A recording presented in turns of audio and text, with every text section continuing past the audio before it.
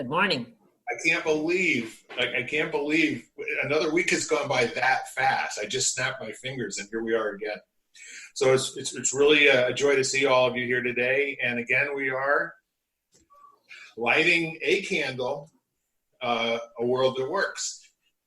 The point of this whole conversation is to bring some sense of stability, empowerment, normalcy, think in terms of common courtesy and common decency and all those things that we used to think were so common that we may have to look a little bit harder for today, but I say they're still out there, okay? All of that said, we every week engage, and this is totally unscripted. We don't really have any idea where we're going, and up to this moment, I haven't had a plan for what we would talk about today, except to say, when it's really, really loud out, and there are some very major voices fighting for control of a narrative, how do you make that go a direction that doesn't seem to be working to a direction that does seem to be working? So again, I'm Bill Carell, and I want to welcome everybody one more time. Thank you for tubing this up and watching this video. We'll talk for about a half hour, and then we'll sign off and then do it again. So we'll start from here. We'll go around and introduce ourselves. And Vanessa, can we lead off with you? The question, again, is if you're in a situation where there are two opposing viewpoints trying to control a narrative, and you think there might be another possibility or another set of possibilities, how do we shift the focus so that a good one can come? Sure. I'd love to go first. All right. Well, hi, everyone. So Vanessa S. Lewis, and I'm a marketing copywriter, I like to say by day, and a freelance writer at night, and just an all-around curious person. I love to have great conversations like this podcast involves with what I consider to be great people.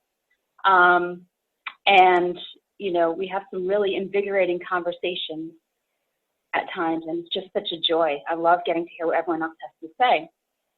So that said, I'm just going to say, you know what, Bill, I also identify as a Christian. And so we have this saying, and just talking about, really what's kind of weighing over everyone's heads right now, I think it's safe to say, is just the political landscape. And, no matter who becomes president of our country, we just believe that Jesus is king over everything. So, and even if someone doesn't consider themselves a Christian or even believe in God, there is, I think we all can believe that there is some kind of higher power and something that created this universe around us. And that's really what's ultimately in control. So that's really, to answer your question, that's where I look. When there's differing viewpoints and there's people, whether it's the media or even within my own circle, and I hear arguments and I hear people trying to vie for their own point of view, I just like to back up and just, look at the big picture. And that just helps me to take the focus off of the details, take the focus off of, it just helps me to look up and to just, look even more to an eternal perspective and just realize that, again, whatever our beliefs are, I think we can agree on the fact that we're all just these little blips, the drops in the ocean, and we're just here for a time, and we're just, whatever experience we're in right now too, I think that's really exciting. Before we started recording this morning, we were all sort of talking about the idea that we're, why, I'm sure we've all wondered, why are we here right now in 2020 with all the craziness that we've experienced? And I think also there's a reason for the reason why each one of us are here right now to experience this world as it is right now. And that's just the perspective that gets me through. So thank you. Great thoughts. Absolutely. Thank you so much. Tina? Yes. So ditto to what Vanessa with, I'm a Christian as well. And I see the differing views and I have my own views. I voted for who I voted for. And if somebody has a different opinion than me, I respect them. And I don't get into a conversation of arguing or saying harsh words. I think what's lacking today is civility. And it's basic respect towards one another. I've seen the hatred online. I have decided that I just remove people when I see all political crap on social media, the negativity. I just remove them. And it's okay. It's okay. And I'm going to align myself with the people that share my values, share my values, and I look at their character, and if it's not aligned with who I believe in, I'm not going to associate. And that might be too direct, maybe, but I've just that's what I've decided to do. And we are here for a certain period of time, and yeah, we don't control things. Things are out of our control. We can't control the outcome of this political. There is a higher power. There's God. God already knows how this is all going to turn out, my opinion. But I see the people, how they want to control the situation. And we can't sometimes. So that's my opinion. So I had to take the phone call because my van is in the shop and I need to have it this afternoon. And so I really apologize. I caught the gist of what you were saying. And your approach has been to be more introspective and to remove the discordant views so that you don't have to experience that. Right. I'm removing toxicity. Okay. Perfect. And it's a great answer. So Ken, we're actually talking about, whatever conversations are out there right now, what and how do we elevate them or change the direction or cause people to listen in a way that they're open to having something else be present? So I'm going to give Vanessa a quote that she triggered with what she was saying. You are not just a drop in the ocean. You are the entire ocean in a drop. And so I'll start there. But no, the other thing actually, what's been interesting to me is, so I'm always interested in looking for questions that will lead to embracing complex problems that cannot be answered with a simplistic, mindset. There's too much complexity. There's too much depth. So the question I've come up with is based on business, which is what leadership style would best serve us moving forwards. And, behind all of this, I'm watching the way everybody's responding to the political environment and thinking just in terms of business. If your leadership style is scarcity minded and us versus them, that's going to lead to attracting a certain type of culture and community around your business in a certain way that you respond. And, if you have the Dan Sullivan approach, which is collaborative and solve your competitors' problems for them, which is an abundance mindset, there's plenty to go around, let's elevate each other. That's going to attract a different way of approaching things. So I'm just watching how this plays out and a lot of the dialogue around it and the justifiable emotion that's caught up in this, that's causing people to have their responses. It's just, how do we make our decisions in a way that reinforces the type of leadership that will best serve us moving forwards, regardless of their view. To me, it's about how they're leading, not what they're saying, or even, it's just, we're never going to agree on things. We can't. We all have different values and different priorities. So, so I'd rather understand all of the views as best I can and have leadership that wants to work together to find, outcomes that serve us all, as best as possible. It's like, what was that quote about negotiating? The best negotiation is where everyone finally agrees, but no one's really happy.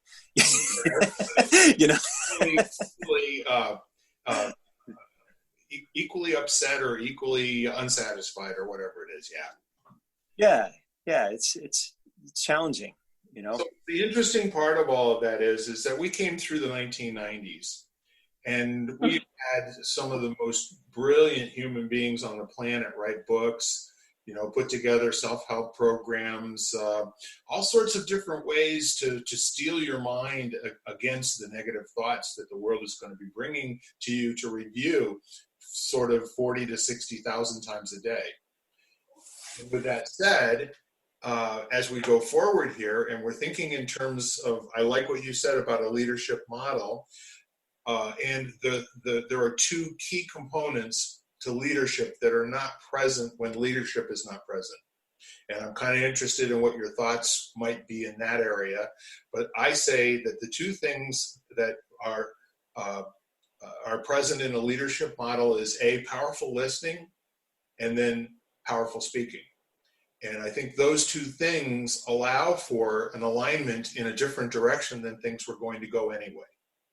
So the leadership element here, along with looking inward and actually taking some time to build yourself a safe space to operate for a while there's a storm going, all of these things are kind of interesting. And I'm wondering, what's the next level of coming out to shift the whole conversation and have it be over that it's us against them? And that we all start to realize that, the Taoist and the Buddhist, notion that we're all one. This universe exists because we are here, not in spite of the fact that we're here. This is a universe that exists only because we are here and we're part of it. So really, really appreciating these comments. Can I just ask a question? Can you repeat the quote? You said you are not just a drop in the ocean, you are... The entire ocean in a drop. That's right. Okay, the entire ocean. Bill, can I have a turn? It's your turn. Thank you. Because what I really wanted to do was give a shout out to Vanessa, because she actually has a really interesting article in the current issue of Epic called Depolarizing Conversations. Nice. So nice. Yeah. So, and what made me... And actually, Vanessa, you want to go on our Facebook, and because Samantha was talking about the article this morning on our Facebook Live, and one of the acronyms she brought up was THINK, in regarding conversations. Think before you speak. Yeah. The acronym. So, is it true? Is it helpful? Is it inspiring? Is it necessary? And is it kind? And that was just one of the issues, one of the ways to deal with these conversations that she brought up in there. So I thought it was an interesting place for people to turn to for other, because there were a lot of acronyms, because we were talking about it before she wrote the article, and actually it stemmed from our conversations too, that these were necessary and maybe different ways to look at having conversations with other people. So, and then I also wanted to say that for my purposes, I was doing, on election night especially, I was like one of those things that flashed on my phone and said, there's like a sit-in kind of thing going on right now. So it was actually, conversations and music and stuff like that to help people de-stress during the stressful time. So it was fun and interesting and not in your face kind of things about what was going on. Yeah. So I could because you can get that anywhere. So I decided to do a sit-in and light a candle and just know that in my mind, no matter what the outcome is, everything is okay. It will all work out, and it's how it's supposed to be. So exactly. That's how I changed the weather too, by the way. It's a great formula, isn't it? Yeah. So anything else, Lisa? Nope, that was it. So in terms of, we've got two antithetical conversations going on that have thousands of subsets of information, real, imagined, and untrue, okay? Everywhere. So now the question is it even a priority to people that we get along? Is it relevant to people's lives at the moment because they can close their doors, they can turn the TV set off, they can stop looking at social media, they can delete all of their friends that don't agree with them, they can pray to God, and they can retreat into a space where there's a sensation of at least it's a little more quiet than it was before. So my question is about what does it take for a new idea to come forth from people who are obviously intelligent folks taking those steps to have just a little bit more peace and quiet in their lives so they could actually hear themselves think. What does it take before there starts to be this groundswell of what we're doing is not what we need to be doing, and what we need to be doing is this, to a point where it's a conversation that is listenable, where people have got the ability to question and understand. And as I said before, the two of the three pillars of leadership, in my opinion, are strong listening, strong speaking, and then strong action is the third one. If you want to have a stool to sit on, it's got three legs. Those three things being present, it doesn't matter who's speaking and who's listening. Leadership occurs in a group where there is a consensus being built and there's a direction that's being, that's being taken, and ground is being taken. You have this opportunity together that's not there apart. So leadership has to be a group function. That's what I say. So with that said, a different kind of leadership, not one that's polar right, polar left, polar whatever. There has to be somebody who's basically saying, we need to move forward from here and not bring rocks, bricks, and Molotov cocktails. We need. Right. I'm wondering, do these other conversations have to sufficiently burn themselves out or get to the point where this behavior is so intolerable to people that they demand something different? I don't know. I'm very interested in what your thoughts are on that aspect if you think it's relevant. And that's for anybody who wants to go. I think there's always, you have to recognize it's situational awareness. I mean, the place we're in right now is kind of like if there was just a giant, explosion, the hospital's not going to be thinking about streamlining its administration processes. It's going to be treating the crisis, and we're kind of in that place right now. So thinking about what's on the other side of this is going to be a little challenging because we don't know yet, So it's more now the hospital, after the crisis happens, they can go back and reflect on how they did. And as long as they're clear on, if their question is, how could we have saved more lives? Now they can go back and look at the flaws with some clarity. And, we talked about it time and time again. Every system is perfectly designed to deliver the result it's currently delivering. So if you get a result you don't like after you deal with it, now you can go back and see if there's a way that you can make the system better so it delivers a different result the next time, Yeah, and what if the system gets adjusted by the people who win? What if the system and its control and its direction has everything to do with who actually is the loudest person in the room? Or the person who's inspiring the most fear, or the person who's inspiring the most negative reaction internally, where people are not willing to risk and take chances. First of all, opinion-wise, because we all want to be liked. And if we say something that is potentially unlikable by some people, living with that result isn't something that we didn't get out of bed this morning to have an argument with somebody, most of us. Right. There are some people that do, okay? Unfortunately. So the question that is here, and I think you're pointing to it, Ken, do we have a system that is so complexly put in place with so many loose ends to it that there's no one particular string or even a half dozen particular strings that could be tugged on to pull it apart.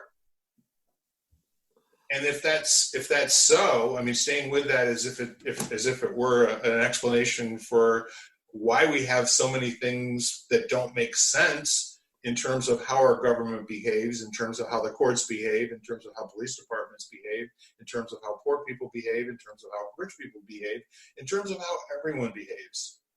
It makes sense to them at some level, for some reason, and for their part in the system.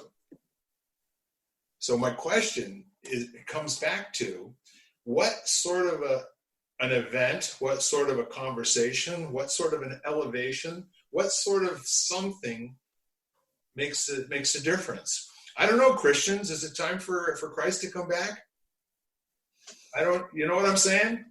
What is the thing that it's probably outside of our ability to reason or predict it? However, I do think something's coming. Yeah, I agree.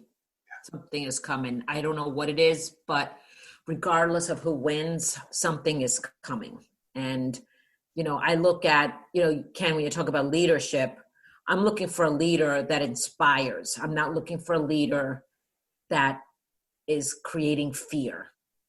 The pandemic is serious. A lot of people have passed away, but I'm not going to lock myself in the house and stay away. I will exercise precautions. I will protect myself and I will protect the people that I'm with.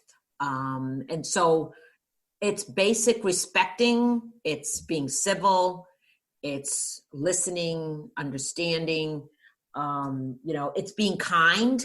I love to think, it's being kind to others, okay? Not pushing your agenda on someone else and being bullied. There's a lot of bullying going on, okay? That you're afraid to share your opinion without being bullied. Scary. It's very scary. However, if you think that, it has to do with your mindset. Am I going to have fear in my mind? Or am I going to go out there and still be with people and at the end, everything's going to be okay. Like, this was said, everything's going to be okay, but we have to believe it. We got to think it. It's going to be okay. Whatever the outcome is, okay, you attract what you put out there. And too many people are putting out negativity, putting out the fear, putting out it's going to be dark for the rest of the winter. Really? That's not my belief. I think fear is healthy. It's just, it's keeping it in a balanced proportion. If we lived our lives without fear, we wouldn't live very long. It's just a physiological response. So, but then, true. And True. For each of us, I know as an entrepreneur, I've lived with fear and, risk assessment, and, it's terrifying. The choices you have to make, there's this gut wrenching fear. And I pay attention to that because it's a signal that this is something I need to think through more fully, and recognize the fact that I might actually be hurt. And worse for me has always been hurting someone else, that I'm going to make a leadership decision that's going to have a consequence on someone beyond me, and I think, dealing with specifically this, the COVID situation, I wonder how many people, their fear isn't even so much for themselves. It's for the impact that they could potentially have unintended, on other people. And, and then people get very upset when they feel that, their view of that, their actions isn't being embraced by others. So then they get louder, and, and that's when you have the polarization that we're having now. Right. But I think I always get a little concerned when people are talking about the fear that's not the center of gravity. It's our understanding of fear and the value it brings, and then where it can tip into no longer bringing value, but instead, paralyzing us or creating problems or whatever. Too much of it or not enough of it is not going to be good for anyone. Right. And I do agree with you about the fear, that it's good to have fear. Like when I was in my corporate job, okay, I was sick of it. I was afraid to leave Okay. But if I didn't have that fear, I probably would have still stayed there. And I just took a leap of faith and I quit my job and I became an entrepreneur. Fear was all part of it on why I stayed stuck in that job. No. Okay. But then I had to shift my mindset to think differently. Okay. And if I stayed in fear, I wouldn't be here today. Yeah. Very interesting. So we're getting close to the top of the half hour here. I really think this is a stimulating conversation. And what we've been talking about so far has to do with, and I think we can have a lot of fun in the next half hour. But if you stop and think about what's going on with Facebook, and what if every single person is doing exactly the appropriate thing that they should be with regard to their posts? That they're for this person, they're against that person, they're name calling, they're race baiting, whatever, it's like, what if this is the right thing for them to do right at this minute? What if they're just being human beings? What if there's no right and wrong? There's only their perception of how they, like as John Lennon said, whatever gets you through the night, right? Maybe this is the night that has to come before people start to get to a point where they have some healthy questioning of what their input is. And I want to leave you with one thought before we go to the other side. There is a gentleman that did an expose on 2016's election where people on Google and Twitter, there were about 20 million people that received a message to go and vote. All of those people were Democrats. That message did not go to anybody that their data said was either an independent or a Republican. Now, I don't know if it's true or not, but what an interesting thing, especially after last week's conversation about the social dilemma and what we've given over in terms of control of where our information comes from. So if we can all sign off very quickly, I'm more than happy to fire this baby back up on the other side. You've been listening to Lighting the Candle, A World That Works, part of the Exvadio Podcast Network. You can hear us at exvadio.com/podcasts, Apple Podcasts app, Google Play, Spotify, iHeartRadio, Stitcher, and wherever you find podcasts.